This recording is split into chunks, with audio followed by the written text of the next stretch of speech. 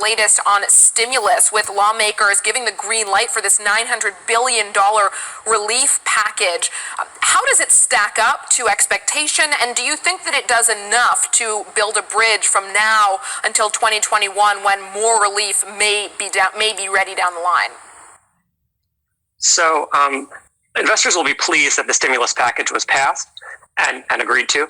And the reason is that there was some concern that politics has gotten in the way of getting this deal for many months, and it could easily have lasted beyond into January, with the January 5th election being something that could hold up an agreement before then. So it's very good that we got the bill, and it's now is the time in the economy when it is important for the federal government to step in and provide stimulus. The private sector cannot utilize the full productive capacity of the economy.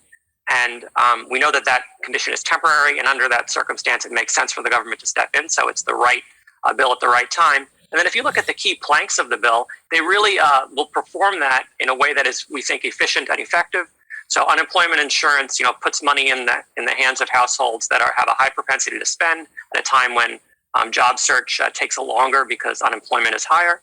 If you look at aid to small businesses, if we can keep those businesses open, then we can keep them paying rent and support the commercial real estate sector, and also keep those workers, rather than having to go on expensive job search, just keep them employed. And then finally, the direct payments to households. Some people describe this as inefficient because not every household might need the money. But we saw from the CARES Act that the money is dispersed quickly, and we think it might even happen even faster this time, just because the government has already spent its time collecting all the digital payment information. And also that the consumers did spend the funds last time. Pretty quickly after the funds were dispersed, we saw pretty big upticks in terms of debit card spending and retail sales. And so we think the stimulus will be well received and should support the economy. And Jason, it's also notable what was not included in this stimulus package, namely support for state and local governments. This was one of the key sticking points over the last weeks as Congress negotiated this deal. Do you expect this to come in 2021? And was this the right trade-off to make to get this deal over the line?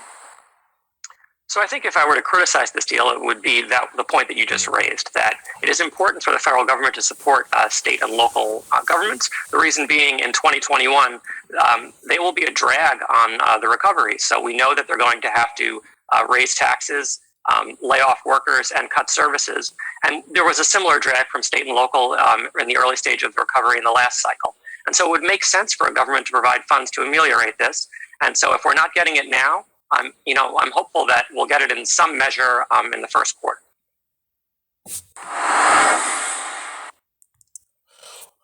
Right, I like to say Barak Hawa, Barak Shah, Barak Hawa, Barak Shah, Bahashem Rakahakadash. Double honors the apostles and elders of GMS, and salutations to you brothers out there that's doing this work in truth and sincerity. Real quick, let's get straight into it. So as you can see on the title, it says investors will be pleased. U.S. stimulus package has passed, strategist says. So let's get a little bit of understanding on what is a stimulus package and what is a CARES Act. Let's get it. What is a stimulus package? A stimulus package is a packet of economic measures put together by a government to stimulate a fluttering economy. The objective of a stimulus packet is to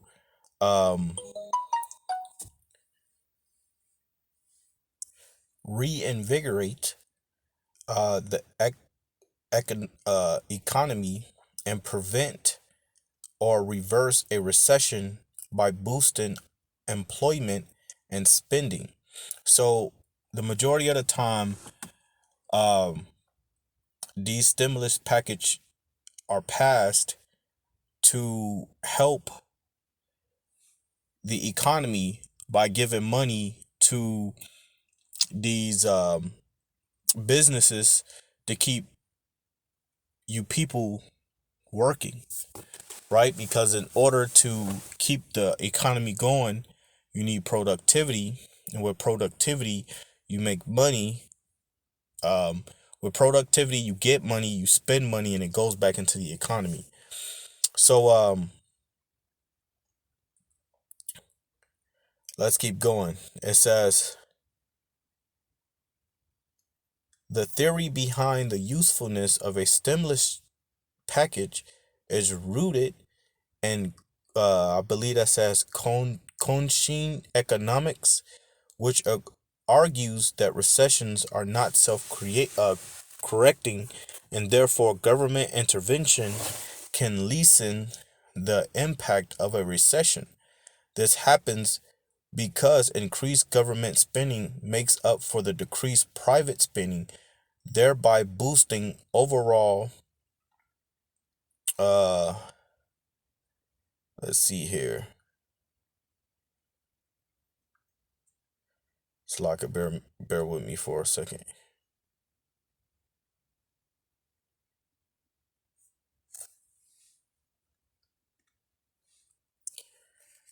Right, it says thereby boosting overall aggregate demand to close the output gap in the economy. So let's look up what is aggregate demand. What is aggregate demand?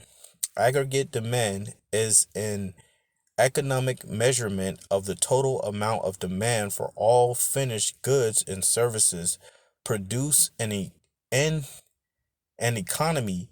Aggregate demand is expressed as the total amount of money exchanged for those goods and services at a specific price level and point in time. So it says, thereby boosting overall aggregate demand to close the output gap in the economy. A stimulus package is a coordinated effort to increase government spending and lower taxes and interest rate in order to stimulate an economy out of a recession or depression. So, you know, we like looking up words. So let's get this. What is a recession?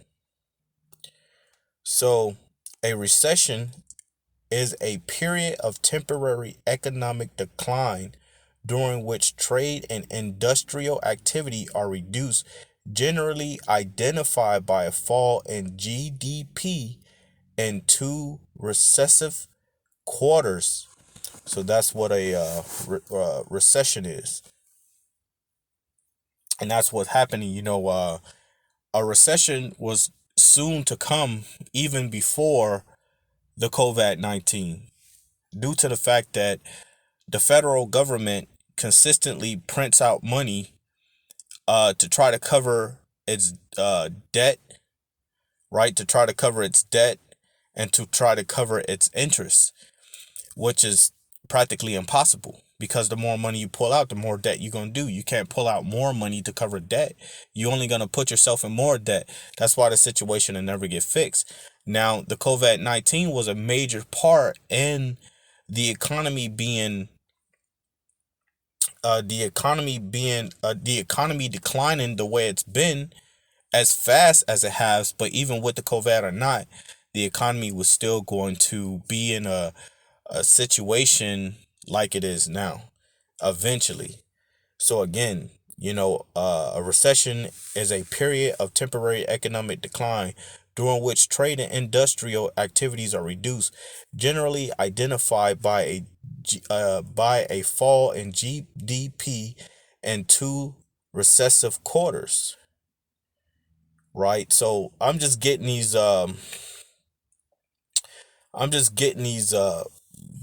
little breakdowns so you could try to understand what what these stimulus check and how the stimulus check affect such things as jobs and workload and things like that, what it helps. So GDP is a gross domestic product, is the standard measure of the value added created through the production of goods and services in a country during a certain period. As such, it also measures the income earned from that production, or the total amount spent on final goods and services. So that was just to get into a little bit of the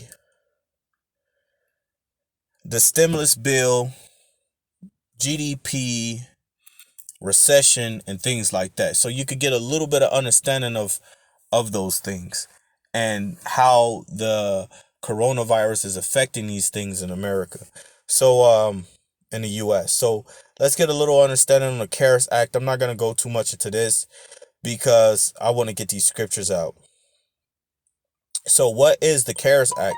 The CARES Act provides fast and direct economic assistance for American workers and families, small businesses, and preserve jobs for American industries.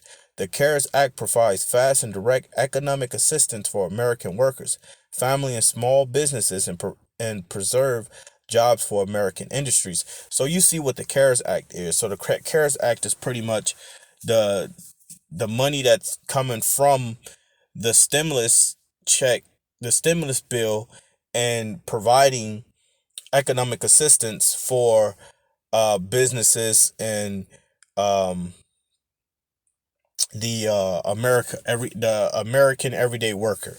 That's pretty much what that fills that hole in. So that was a little understanding on the CARES Act and the stimulus bill and things like that. So you got to understand also when you're pulling money, when you're pulling $2.7 trillion, how many $trillion, and now they have put $900 billion,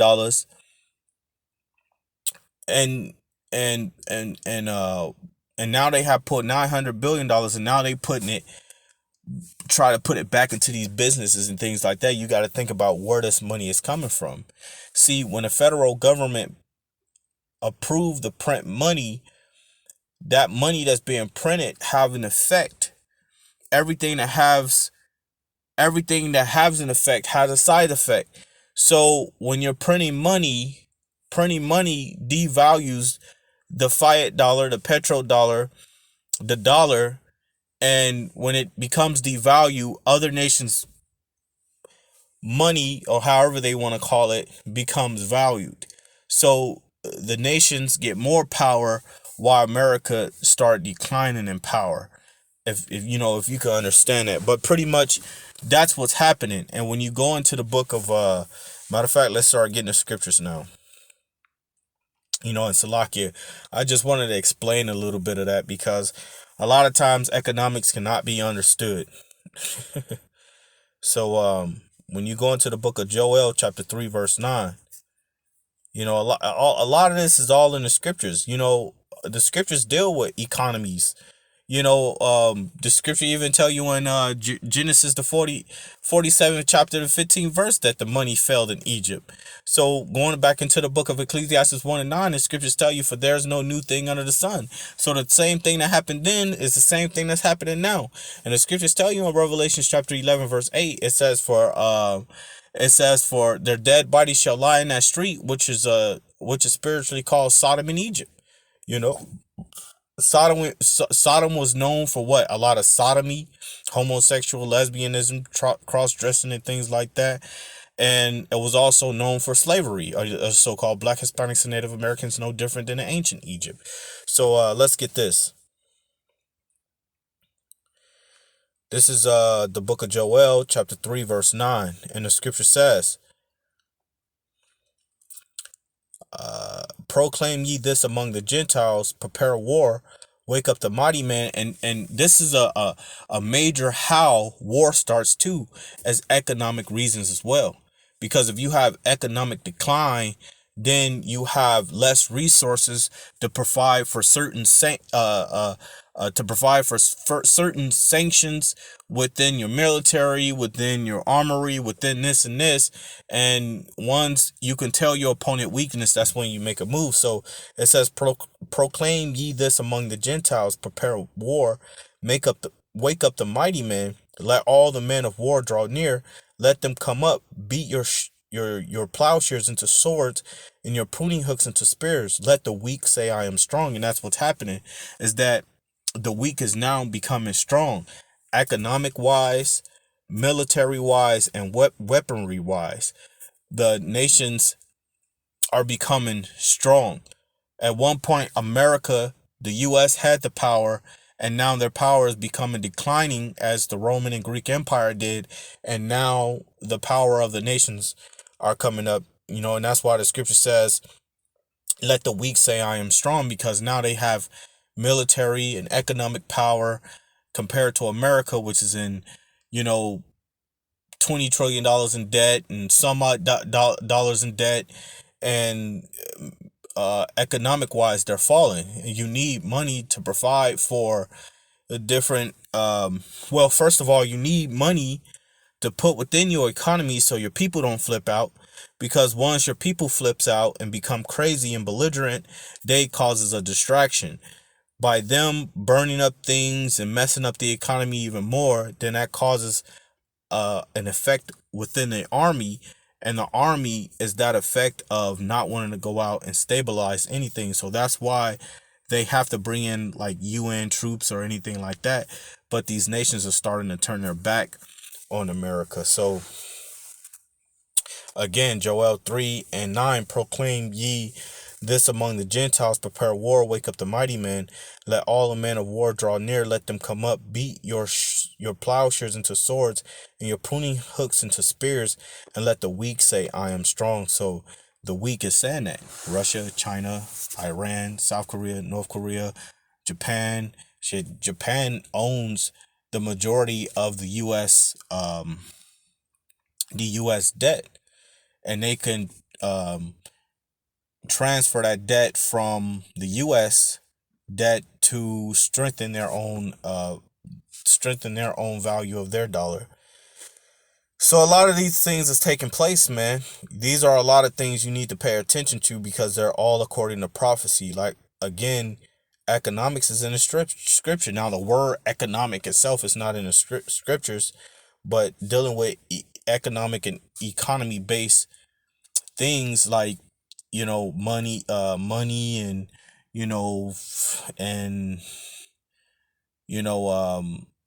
dealing with money and living and things like that, all and work wise, all deal in economic based systems.